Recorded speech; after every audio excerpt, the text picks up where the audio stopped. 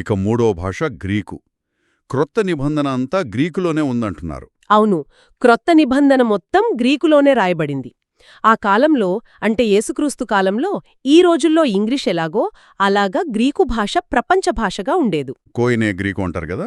అవును, కోయినే గ్రీకు అంటే common Greek అన్నమాట.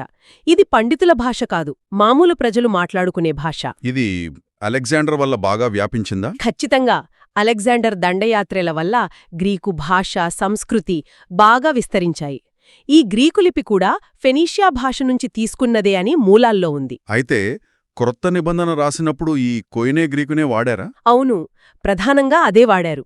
క్రొత్త నిబంధన రచయితలు ఈ అందరికీ తెలిసిన గ్రీకు భాషను వాడటం వల్ల వాళ్ల సందేశం యూదులతో పాటు ఇతరులకు కూడా అంటే అన్యజనులకు కూడా సులభంగా చేరింది.